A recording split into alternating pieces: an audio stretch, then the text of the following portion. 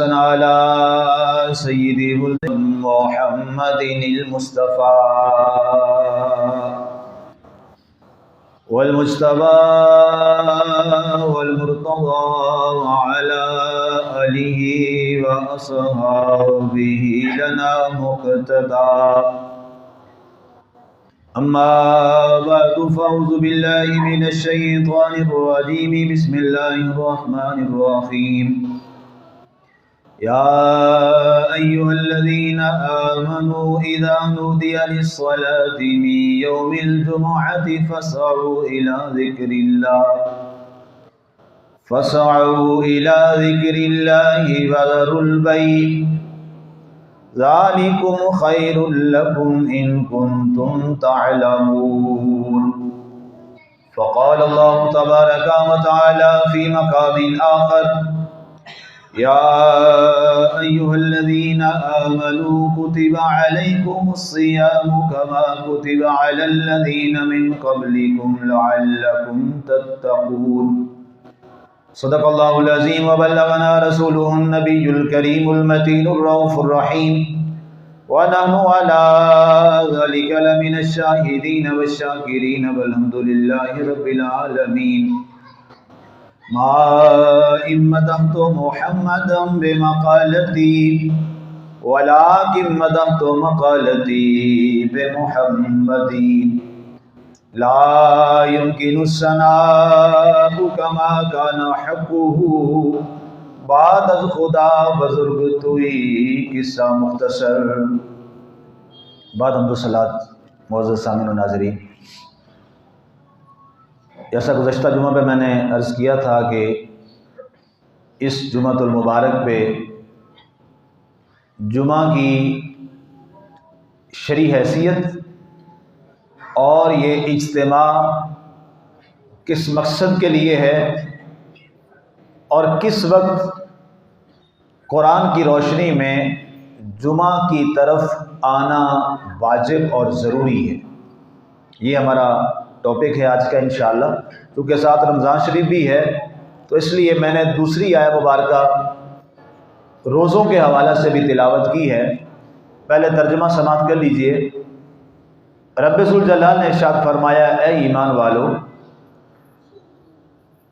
اذا نودی للصلاۃ، جب نماز کی صدا منادی لگائی جائے، آواز دی جائے، می یوم الجمعہ، جمعہ کے دن جمعہ کی نماز کے لیے، فاسعوا الی ذکر اللہ، تو دوڑتے ہوئے آؤ اللہ کے ذکر کی طرف، وذروا البیع، اور خرید و فروخت چھوڑ دو، ترک کر دو. ذالکم خیر، یہ تمہارے لیے بہت بہتر ہے اگر تم جانتے ہو. اور دوسری آیت مبارکہ میں فرمایا: اے ایمان والو، تم پر روزے فرض کیے گئے جیسا کہ تم سے پہلی امتوں پر فرض کیے گئے تھے تاکہ تم متقی و پرہیزگار بن جاؤ. اب یہ دو آیتیں ہیں، ان کو سمجھنا، دیکھنا، اور اس پہ انشاءاللہ انہی الفاظ پہ ہماری بات چلتی رہے گی. صحیح سب آگے ہم ہمارے بڑے پرانے بزرگ درس قرآن کے نمازی ہیں جی، اور بڑے عرصے بعد تشریف لائے ہیں طبیعت کی حرارت کی وجہ سے. اب جمعے کی شرعی حیثیت اور پہلا جمعہ جو مسجد نبوی شریف میں قائم ہوا، اس بات کو آپ نے ذرا غور سے سمجھنا ہے. جب آقا کریم علیہ الصلوۃ والسلام نے مسجد نبوی شریف میں جمعہ کا آغاز فرمایا تو ایک اذان ہوتی تھی، اس کے بعد خطبہ ہوتا اور آقا کریم علیہ الصلوۃ والسلام جمعے کی جماعت کرواتے. یہ سلسلہ جناب سیدنا صدیق اکبر کے دور میں ایسا رہا، جناب فاروق اعظم رضی اللہ تعالیٰ عنہ کے دور میں بھی ایسے ہی چلتا رہا. جمعے کی ایک اذان ہوتی تھی.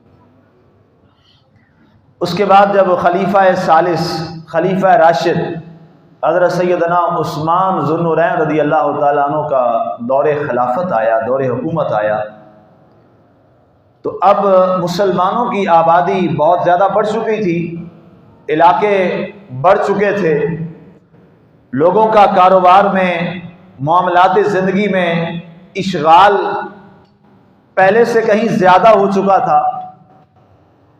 تو اس وقت آپ نے اس بات کو محسوس کیا کہ لوگ کاروبار میں لگے رہتے ہیں، اپنی دکان پہ بیٹھے رہتے ہیں، اور اب کئی لوگ دور دراز سے بھی آتے ہیں، کیوں نہ ایسا کیا جائے کہ ایک اذان کا اضافہ کر دیا جائے تاکہ وہ پہلی اذان ہو اور اس کے بعد لوگ اپنے کاروبار، معاملات زندگی کو چھوڑ کر فوری طور پر نماز جمعہ کی طرف آ جائیں۔ اب اس اذان کا اضافہ ہوا، یہ جو پہلی اذان ابھی قاری صاحب نے پڑھی، تو یہ کیا اذان ہے؟ آپ سمجھ گئے ہوں گے کہ جی جمعے کی اذان ہے۔ کس کی اذان ہے؟ جمعے کی اذان ہے۔ اور یہ ندا ہے کہ نہیں ہے؟ آواز ہے کہ نہیں ہے؟ آواز ہے، ندا ہے، اذان ہوئی اور آپ سب کو اندازہ ہو گیا، پتہ چل گیا کہ جناب اذان ہو گئی ہے نماز جمعہ کے لیے۔ میں آیا تو احباب آپ تشریف فرما تھے۔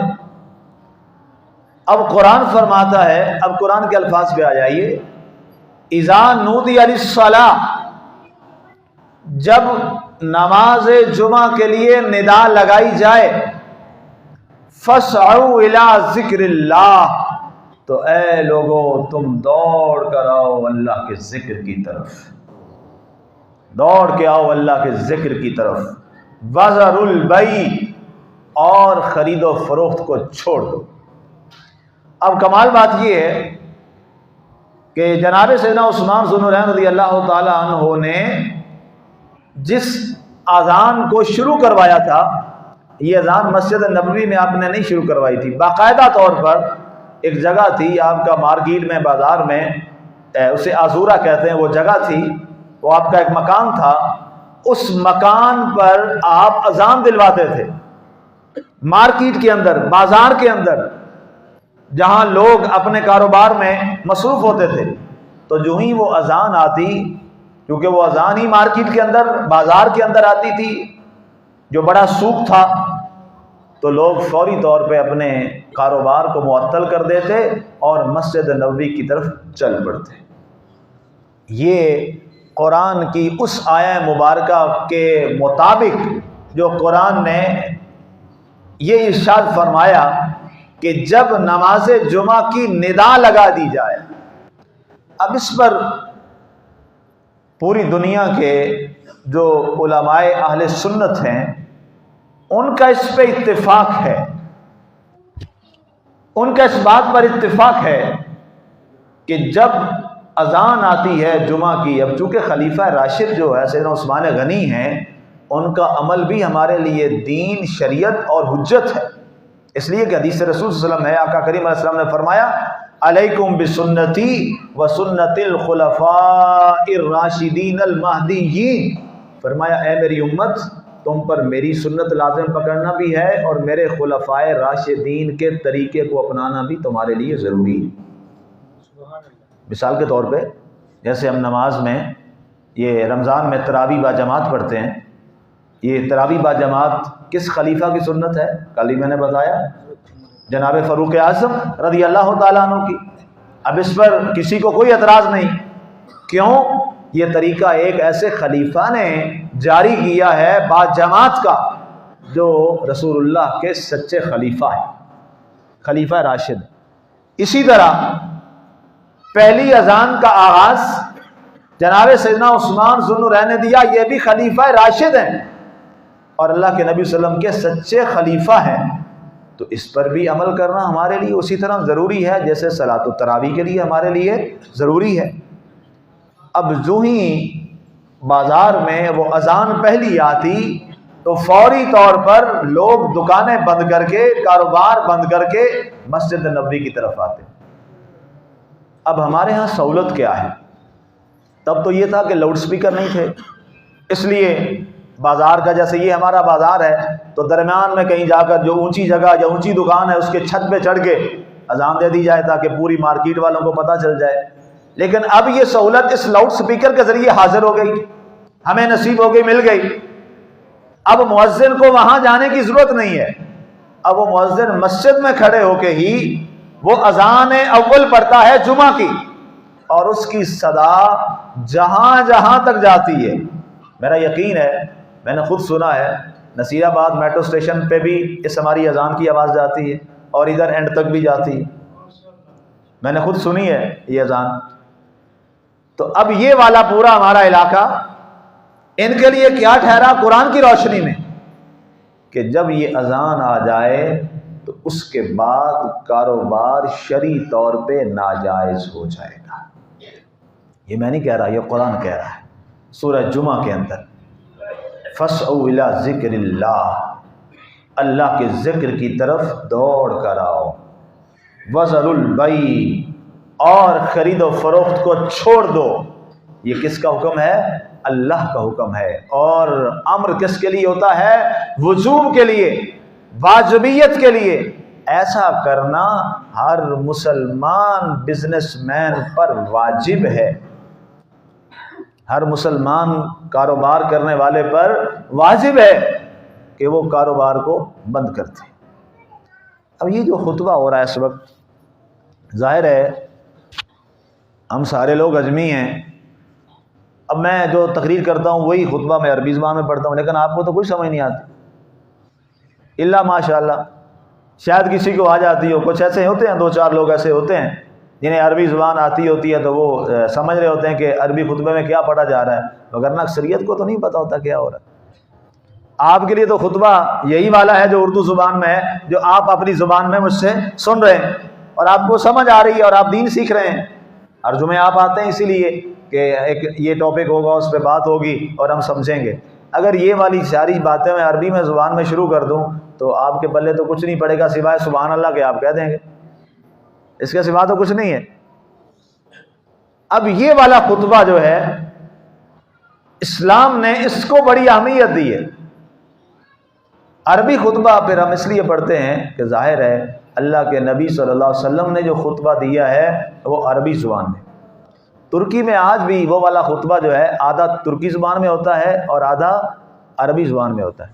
آج بھی ترکی ایک مسلم ملک ہے اور ہم سے بہت اچھے معاملات ہیں اس کے، اور بڑا عظیم ملک ہے اسلام کا. اولین وہ لوگ حجاز مقدس کے محافظ بھی رہے ہیں اور پھر قیامت کی نشانیوں میں سے کہ پھر دوبارہ ادھر ہی جائے گا معاملہ. تو اب یہ مقصد کیا ہے؟ ہمارے اندر جو سستی پیدا ہوئی، اس میں نو ڈاؤٹ بہت سارے مسائل ہیں، بہت ساری چیزیں ہوں گی کہ لوگ جمعہ کی جانب نہیں آتے، نہیں پہنچتے، کوئی مسائل، کوئی ایشوز بہت سارے ہوں گے. لیکن ان مسائل کی وجہ سے ایک واجب چیز کو چھوڑا نہیں جا سکتا. اور دوسری جو ہماری فقہ حنفی ہے، ظاہر ہے ہم یہاں میجورٹی جو ہے، ہم 99% یہاں ہم لوگ جو ہیں وہ فقہ حنفی کے ماننے والے بیٹھے ہیں. کوئی ایک آدھا شاید ایسا ہو جو غیر مقلدین میں سے ہو، سلفی حضرات میں سے یا اہل تشیع میں سے ہو، لیکن یہاں 99% ہمارے جو لوگ بیٹھے ہیں وہ کون ہیں؟ وہ حنفی لوگ بیٹھے ہیں. تو احناف کے نزدیک باقاعدہ طور پر امام اعظم ابو حنیفہ رضی اللہ تعالیٰ عنہ نے اس پر بہت پورے چیپٹر باندھ کر دلائل دیے. فرمایا اس کی آخری حد یہ ہے آنے والے مسلمان کے لیے کہ اذا جلس الامام وفی روایت اذا قام الامام علی المنبر، فرمایا جب امام آ کر ممبر پر بیٹھ جائے اور خطبے کا آغاز کر دے، اس وقت تک تمہیں اجازت ہے کہ تم اپنا کام کر سکتے ہو. جب امام خطبے پہ بیٹھ جائے تو اس کے بعد آنے والوں کے لیے قرآن کا وہی فیصلہ ہے جو قرآن نے بیان کیا ہے. اب یہ بھی طے ہو گیا کہ آپ کو معلوم ہے کہ 1 بجے ہمارے اس اردو خطبے کا آغاز ہو جاتا ہے، ایک یہ ٹائم بھی ہے. اس سے 15 منٹ پہلے اذان ہو گئی، 15 منٹ پہلے اذان ہو گئی، آپ کو ندا لگا دی گئی کہ جناب کاروبار چھوڑ دیجئے، جائیے تیاری کیجیے اپنی اور دوڑ کر پہنچیے مسجد کی جانب. تو وہ 15 منٹ آپ کو اسی لیے دیے گئے کہ اذان سننے کے بعد آپ وضو وغیرہ تازہ کر کے، یا یہاں جو آپ وضو کرتے ہیں وہ وضو کر کے امام کے منبر پر بیٹھنے تک نماز جمعہ کے لیے مسجد میں پہنچ جائیں. شریعت کا قانون یہی ہے، اسلام کا اصول یہی ہے. اب اسلام کے آگے یہ وہ اس طرح ایسے تیسے یہ ایکسکیوزز یہ نہیں چلتے. اب نماز فرض ہے، جماعت فرض ہے، باجماعت نماز مسجد میں صحت مند آدمی کے لیے ضروری ہے، وہ آئے اور پڑھے. اگر نہیں کوئی آتا تو اس سے مراد یہ نہیں ہوگا کہ جماعت کے معاملے میں کوئی رعایت کر دی جائے، ایسا تو نہیں ہوتا، ایسا نہیں ہے. تو بالکل اسی طرح پچھلے جمعہ میں نے ایک بات کی تھی کہ یہ جو ہمارا جمعہ ہے مسلمانوں کا، یہ مذہبی اجتماع کی بجائے یہ ایک سیاسی اجتماع کا زیادہ مقام رکھتا ہے. اور اس کا میں نے بیک گراؤنڈ آپ کو بتایا تھا حضور صلی اللہ علیہ وسلم کی مسجد نبوی کے حوالے سے، کہ آقا کریم علیہ الصلوۃ والسلام نے تمام جتنے بھی ذمہ داران ہوتے تھے، جتنے گورنر ہوتے تھے، جتنے علاقوں کے سربراہان ہوتے تھے، ان تمام کو آپ جمعے والے دن جو قریب قریب تھے مسجد نبوی میں اور جو اپنے علاقوں میں تھے، انہیں وہاں کی جامع مسجد میں آنے پر پابند کیا ہوا تھا. اور ان میں سے اکثریت وہ تھی جو خود جمعے کا خطبہ دیتے تھے اور ریاستی طور پر وہ پابند تھے ریاست مدینہ کی طرف. پوچھا گیا یا رسول اللہ صلی اللہ علیہ وآلہ وسلم اس کی وجہ کیا ہے؟ فرمایا جو لوگ جمعے والے دن مسجد میں آئیں ان کے جو جو مسائل ہیں وہ مسجد میں سنے جائیں اور انہیں حل کیا جائے. ہو سکتا ہے 6 دنوں میں وہ تم سے نہ مل سکیں، تمہارے دفتر میں نہ مل سکیں، تمہاری باقی معاملات مصروفیات نہ مل سکیں. جمعے والے دن تمہارے لیے ضروری ہے کہ ہر ایک مسلمان کا مسئلہ مسائل سن کر اس کا ازالہ کیا جائے. اب بتائیے یہ مذہبی سے بڑھ کے کیا ہو گیا؟ سیاسی اجتماع. ہمارے ہاں سیاست کا بڑا گندا مفہوم ہو گیا ہے، تو یہ اس وجہ سے کہ ہماری سیاست گندی ہے، وگرنہ سیاست تو آپ کے اور میرے نبی صلی اللہ علیہ وآلہ وسلم نے خود فرمائی ہے. دنیا میں آقا کریم علیہ الصلوۃ والسلام جیسا بڑا کوئی سیاستدان ہے؟ کوئی نہیں ہے. آج بھی اقوام متحدہ کے جو چارٹر آف ڈیمانڈ اور اس کے جتنے رولز ہیں وہ سارے کے سارے ریاست مدینہ سے لیے گئے ہیں، جن کو ترتیب دینے والے محمد رسول اللہ صلی اللہ علیہ وآلہ وسلم تھے. اسلام پاکستان کے مطابق تو نہیں چلے گا، نہ اسلام پاکستان کے تحت ہے، پاکستان اسلام کے تحت ہے. یہ بات میری یاد رکھیے گا. دنیا کا کوئی بھی ملک ہے وہ اسلام کے اندر آتا ہے، اسلام کسی ملک کے اندر نہیں آتا. پچھلے دنوں مجھے بہت تکلیف ہوئی کہ لوگ دین سے اتنے بے بہرا ہیں، بڑے بڑے منصب پہ بیٹھ کے کم از کم دین تو سیکھا جائے. ہمارے چیف جسٹس آف پاکستان انہوں نے جناب فائز عیسیٰ نے ایک تقریب تھی وہاں گئے ہوئے، یہ ویڈیو مجھے نیٹ سے میں نے نکالی اور دیکھی، میں آپ کو بھی مل جائے گی، آپ بھی سن سکتے ہیں. تو وہاں یہ لکھا ہوا تھا اسلام آئین، یہ ترتیب تھی. تو اس شخص نے آ کر ایک اتنا خطرناک جملہ بولا کہ پورے اسلام کی دیوار کو ہلا کے رکھ دیا. کہتا جی میں اس کو الٹ پڑھوں گا، چونکہ یہاں پاکستان میں سارے لوگ رہتے ہیں، مسلمان بھی ہیں، عیسائی بھی ہیں، یہودی بھی ہیں، ہندو بھی ہیں، سکھ بھی ہیں، سارے رہتے ہیں. تو پہلے آئین ہے اور پھر اسلام ہے. جی یہ اس کی ویڈیو موجود ہے، آپ دیکھ سکتے ہیں. ممبر پہ مجھے معلوم ہے بڑی ذمہ داری سے بات کرنی ہوتی. میں نے کہا اتنا یہ نالائق شخص ہے، اتنا بڑے عہدے پر، مقدس عہدے پہ بیٹھ کے اتنی نالائقی، بتائیے کون سا وہ آئین ہے جو اسلام میں موجود نہیں ہے؟ بتائیے مائنورٹیز کو جو تحفظ دیا ہے وہ آئین نے دیا ہے یا میرے اسلام نے دیا ہے؟ ہمارے اسلام نے دیا ہے. اسلام آئین کا پابند نہیں، آئین اسلام کا پابند ہے. بات سمجھ آئی میری؟ آئین اسلام کا پابند ہے، آئین اسلام کا پابند ہے، اسلام آئین کا پابند نہیں ہے۔ یہ تو آج پاکستان کا کوئی اور آئین ہے، افغانیوں کا کوئی اور آئین ہوگا، ایرانیوں کا کوئی اور آئین ہوگا، تو پھر اسلام کہاں رہ جائے گا؟ پھر تو ہر ملک کا الگ اسلام ہو جائے گا۔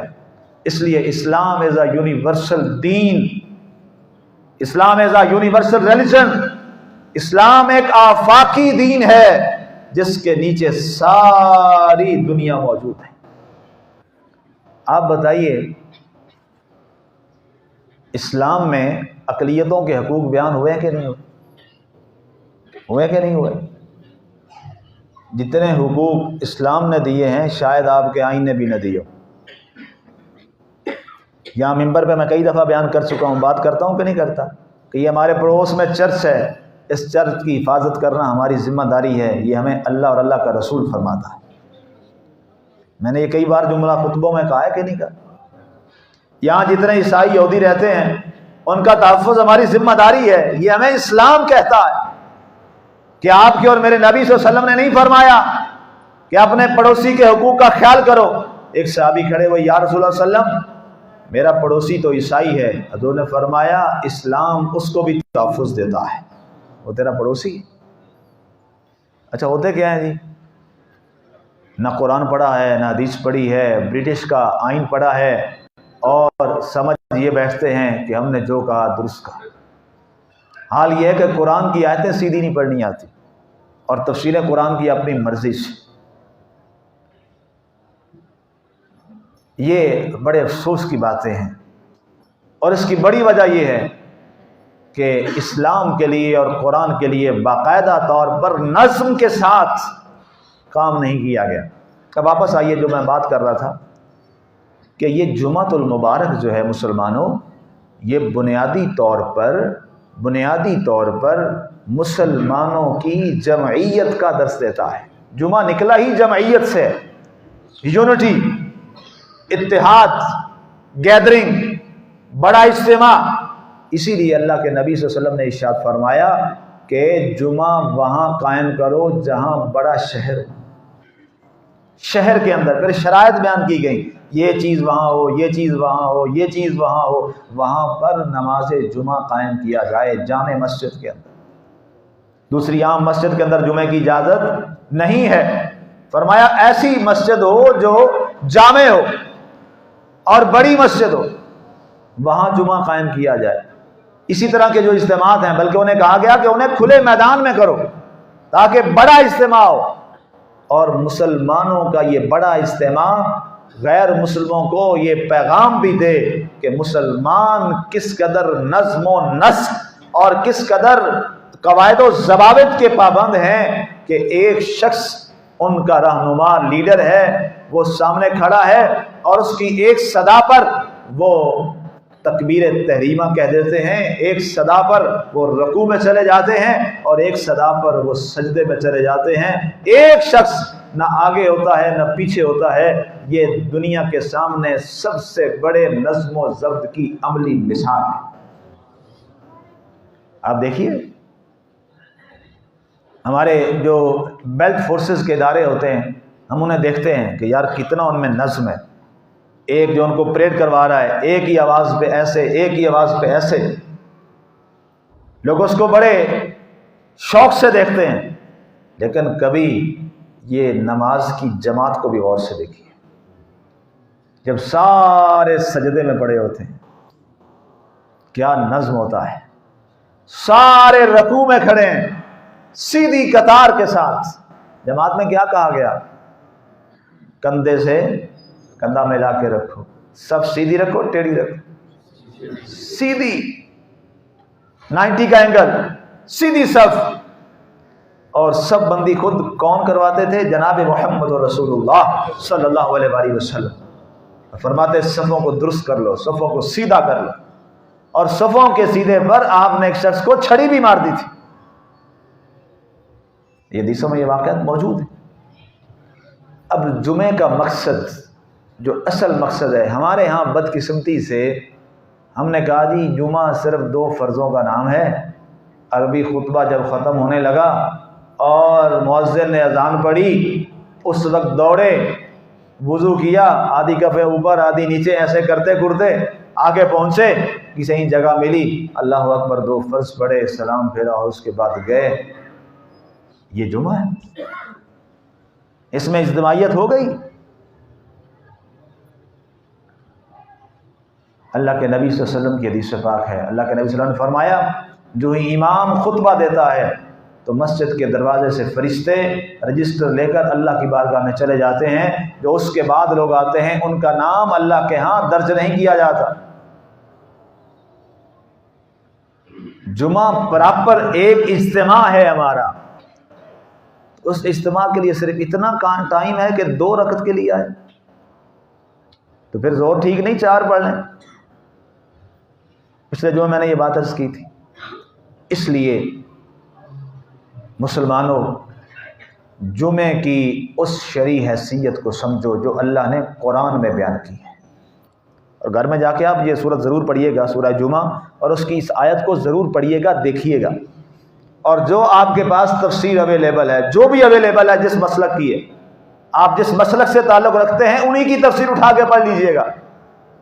سب نے یہی لکھا، اذا نودی للصلاۃ من یوم الجمعۃ فاسعوا الی ذکر اللہ وذروا البیع ذلکم خیر لکم ان کنتم تعلمون۔ جب ندا لگائی جائے جمعے کے لیے تو دوڑ کے آؤ اور خرید و فروخت بے شراء چھوڑ دو۔ خریدنے والا بھی مجرم اور بیچنے والا بھی مجرم، اللہ کے قانون کے مطابق، وہ بھی گناہگار وہ بھی گناہگار۔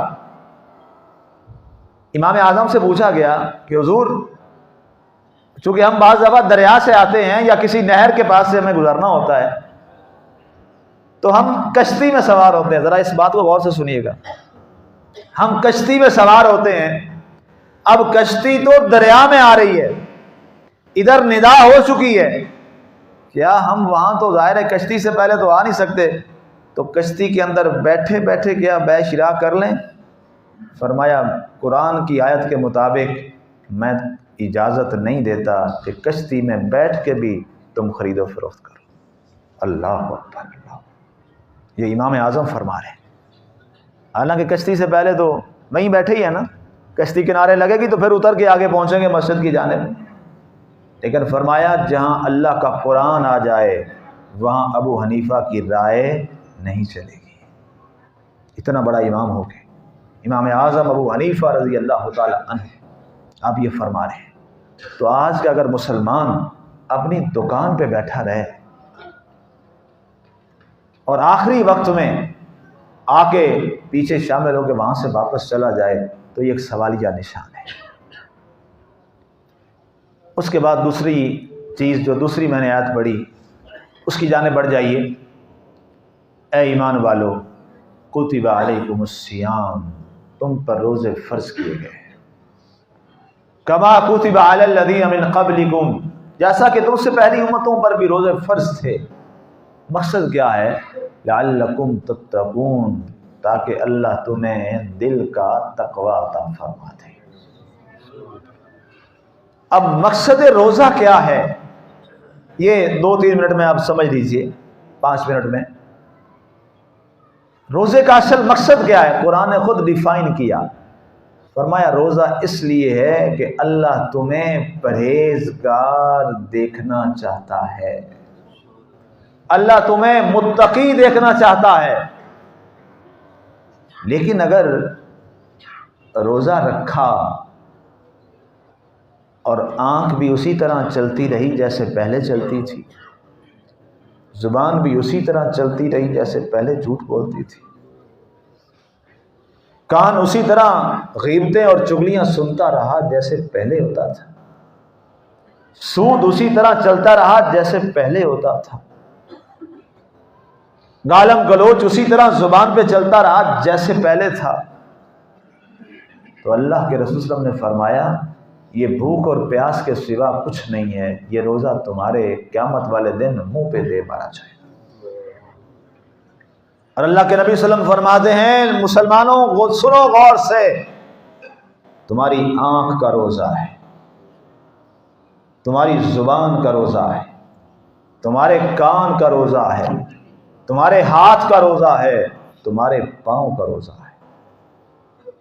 پوچھا کہ یا رسول اللہ صلی اللہ علیہ وسلم یہ کیا ہے؟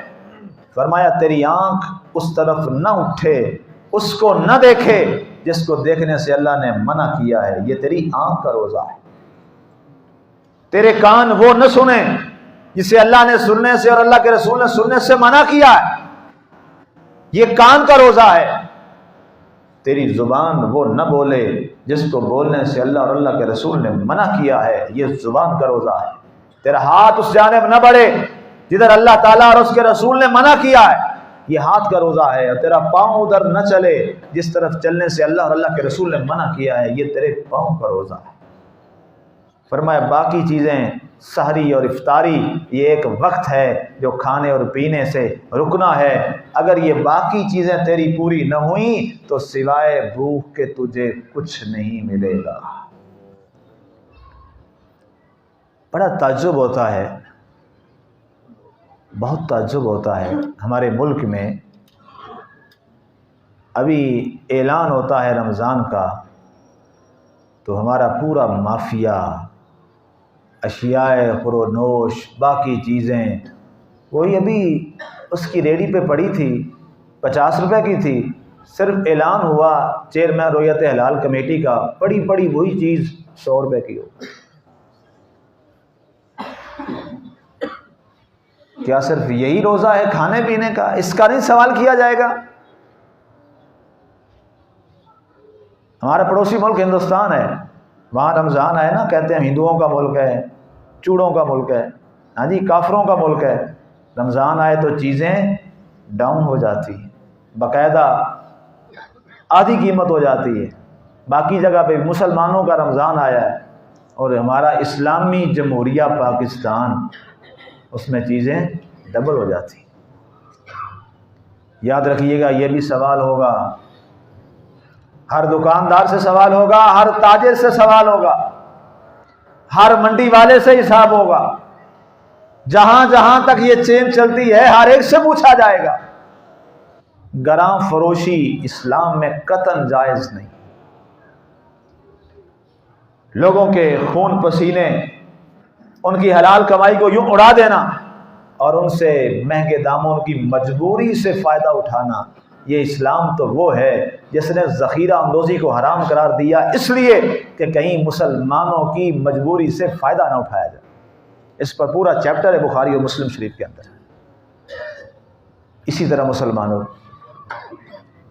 روزے کے لیے ایک بات ذہن میں بٹھا لیجئے، اگر تو روزہ آپ کی زندگی میں مثبت تبدیلی لے کے آیا ہے اور آپ کے دل میں تقوی پیدا ہو گیا ہے تو پھر آپ کو مجھ سے پوچھنے کی ضرورت نہیں ہے، آپ خود فیصلہ کر لیں کہ اللہ نے آپ کے روزے کو قبول کر لیا ہے۔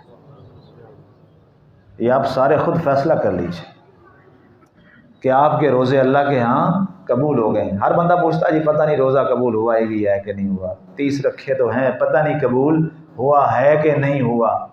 اگر تو روزے کے بعد آپ کی زندگی میں یہ ساری چیزیں تھیں، نکل گئیں، تو مبارک ہو، آپ کے روزے اللہ نے قبول کر لیے۔ اور اگر دل کا تقوی نہیں آیا، چغلی بھی چلتی رہی، غیبت بھی چلتی رہی، گالم گلوچ بھی چلتا رہا، فساد بھی چلتے رہے، حرام خوری بھی چلتی رہی، سود بھی چلتا رہا، گراں فروشی بھی چلتی رہی، لوگوں کے حق پہ ڈاکے بھی اسی طرح چلتے رہے، جھوٹ بھی اسی طرح چلتے رہے، تو پھر طے ہے یہ سوائے بھوک پیاس کے کچھ نہیں ہے، یہ سوائے بھوک پیاس کے کچھ بھی نہیں ہے۔ اور اگر تبدیلی آ گئی، آپ چینج ہو گئے اور آپ کا من صاحب تقوی ہو گیا اور آپ کی زندگی تقوی کے ساتھ جڑ گئی، تو پھر مبارک ہو، آپ کا رب آپ سے راضی ہو گیا ہے، آپ کا رسول آپ سے راضی ہو گیا ہے۔ اور پھر ساتھ انعام بھی سن لیجئے، انعام یہ ہے کہ اللہ کے نبی صلی اللہ علیہ وسلم نے فرمایا ان فی الجنت بابا یقال له الریان لا يدخل منه احد الا الصائمون فینادی این الصائمون فیدخلون فیہ. فرمایا جنت میں ایک ایسا دروازہ ہے جس کا نام ریان ہے. فرمایا اس میں سے کوئی داخل نہیں ہوگا سوائے روزہ دار کے جس کے دل میں تقوی آ گیا تھا. فرمایا جب روزے دار آئے گا تو منادی لگانے والا ندا لگائے گا این الصائمون، کہاں ہے روزے دار؟ وہ آئے گا اور اس کے لیے دروازہ کھولے جائے گا بڑے پروٹوکول کے ساتھ. اللہ فرمائے گا یہ وہ ہیں میرے روزے دار جنہوں نے روزے کے ساتھ اپنے دلوں میں تقوی کو پیدا کر لیا تھا. میں امید کروں گا کہ ہم اس کو رسمی نہ سمجھیں، ہم محض اس کو روایت نہ سمجھیں، سحری کی اور افطاری کی اور سارا دن باقی اسی طرح کام چلتا رہا. نہیں، سحری کریں اور افطاری تک اس سحر میں رہیں، اس جذب میں رہیں، اس توجہ میں رہیں کہ میں اللہ کی بارگاہ میں روزے کے ساتھ ہوں، میں اللہ کی بارگاہ میں روزے کے ساتھ ہوں. وسلم کے پاس ایک جھگڑا آیا تو اللہ کے نبی صلی اللہ علیہ وسلم نے فرمایا سنو، جب رمضان میں تم سے کوئی لڑے نا تو تم ایک ہی بات کہہ دیا کرو انی صائم، میں روزے دار ہوں. تو میں اس سے زیادہ کچھ نہ بول رہا، انی صائم، میں روزے دار ہوں. فرمایا کتنی بار کرے گا؟ آخر اسے کوئی حیا آ ہی جائے گی. تم نے ہر بار ایک ہی لفظ کہنا ہے انی صائم، بے شک میں روزے دار ہوں. یہ چیزیں ہمیں نظر نہیں آتی، یہ چیزیں مفقود ہو گئیں. ہم روزے کے ساتھ بھی نہ جانے کیا کیا باتیں کہہ جاتے ہیں. مسلمانوں، یہ بڑا لاس اور گھاٹے کا سودا ہوگا کہ سارا دن بھوکے بھی رہے اور قیامت والے دن وہی روزہ ہمارے منہ پہ دے مارا جائے. اس سے بڑا خسارے کا سودا کیا ہے؟ اس لیے آج پہلا جمعہ ہے رمضان شریف کا، بڑا عظیم وقت ہے، بڑا عظیم ماہ مبارک ہے. آج یہ تہیہ کر کے جائیے. ایک تو ہم نے جمعے میں اسی انداز سے آنا ہے جیسے ہمارے رب نے قرآن میں فرمایا ہے، ایک. اور دوسری چیز، ہم نے روزہ اس لیے رکھنا ہے تاکہ ہمیں دلوں کا تقوی نصیب ہو جائے. آمین. وما علینا الا البلاغ المبین.